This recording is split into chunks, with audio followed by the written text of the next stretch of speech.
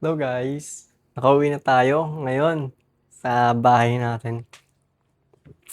Super enjoy ng experience natin sa Botolan. So, kukwento ko yun sa upcoming videos natin because, syempre, ano oras na? 9. Nakauwi naman kami mga around 8 p.m. sa amin. Kaso nga lang, syempre kumain pa kami and yun, natid ako ni Papa dito sa bahay at natuluyan ko. And marami akong videos. I-edit ko pa ba yun?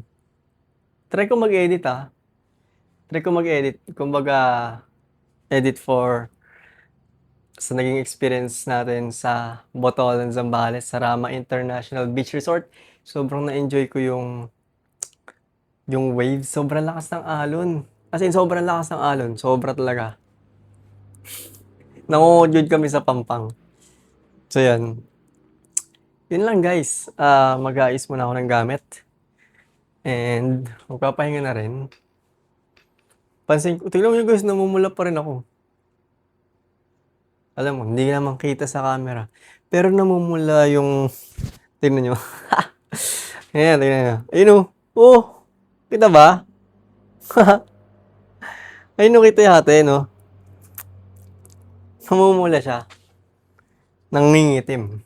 Yan namumula. Yun, ang enjoy ng gantong experience. Baka gusto ko tuloy yung magkaroon ng gantong experience lagi. Kumbaga parang, so ang enjoy pala talaga ng travel vlogs. So may mga na-meet din tayong tao, na ibang tao yung kahapon sa Fire Dancers. Nagpa-shoutout sila. Kahit na hindi naman ako masyadong sikat. Pero syempre, sisikat din naman tayo balang araw. Syempre, nagsisimula pa lang tayo eh. Sisikat din tayo balang araw. Tapos, kanina, yung katabing room namin, taga Malolos lang pala. Taga Bulacan lang din. Kami, magkapit-bahay lang ng Plaridel kami, sila sa Malolos. So, parang magkalapit lang din. Ang dami rin taga Bulacan kahapon dun. So, yung tinanong ko kanina kasi nasa dagat din sila. Sobrang lakas ng alon eh. Kala ko hindi na ako makakapag-swimming kanina sa dagat. Kasi sobrang lakas talaga ng alon. Kasi parang may bagyo. Ganyan. Kasi umulan nga nung gabi, kahapon. Pero buti na lang, umulan man kahapon ng gabi. Tapos na kaming lahat maligo. Mga around 9 p.m. na umulan. Tapos na rin yung fire dancing, lahat.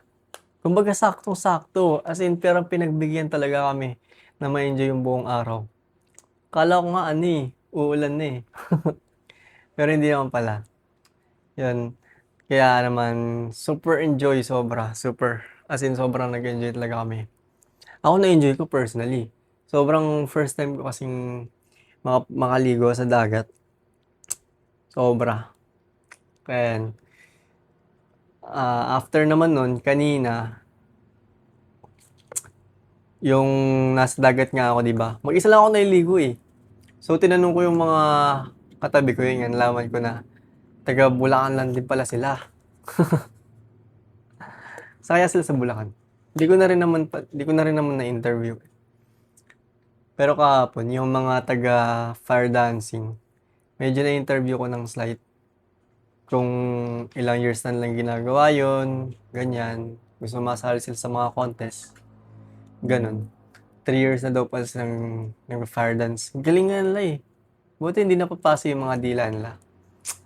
Kasi kapag papatayin nyo lang yung apoy gamit yung bibig. Galing. Yun. Shout out sa mga fire dancers ng Botolan.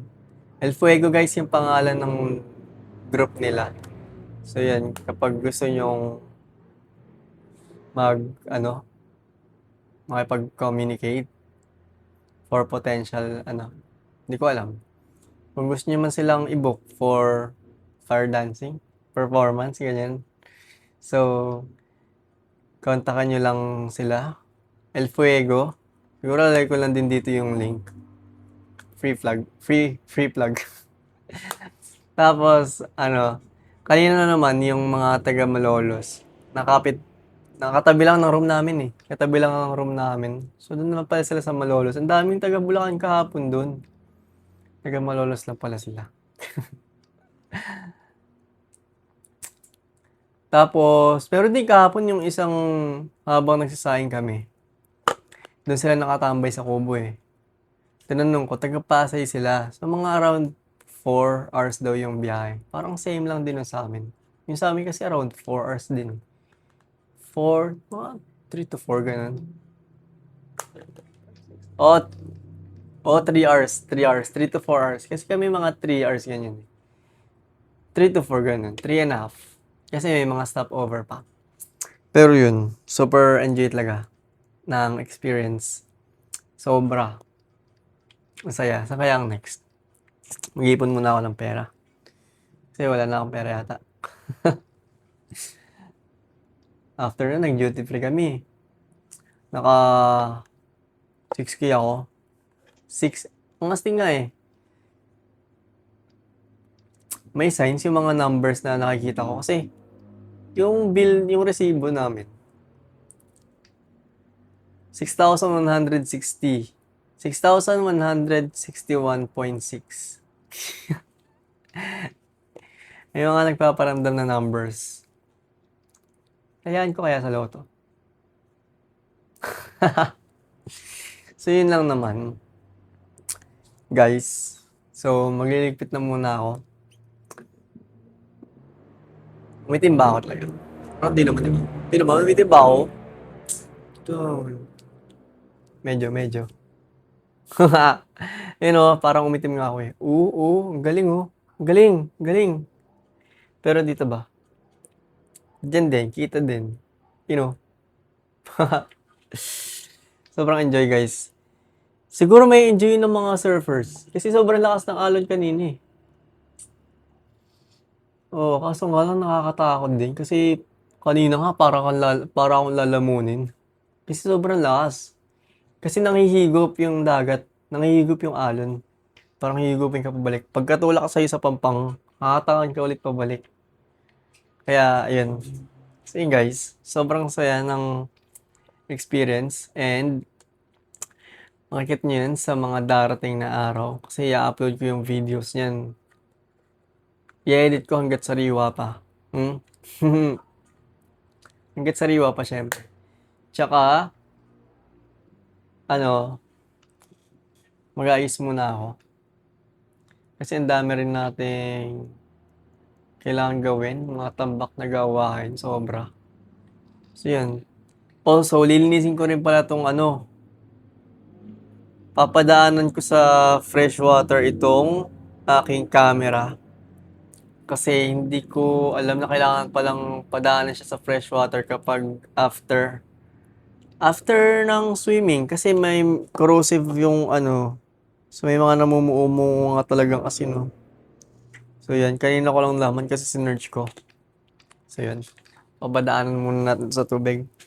So, yun lang naman guys. So, thank you so much sa pagsubaybay sa ating Zambales vacation weekend trip sa Zambales. Thank you guys so much. And I hope na until next time ay makasama pa rin kayo sa ating trips and hopefully maraming pa tayong puntahan within the Philippines and of course sa other countries na rin. Okay? So, see you sa videos natin. Bye-bye!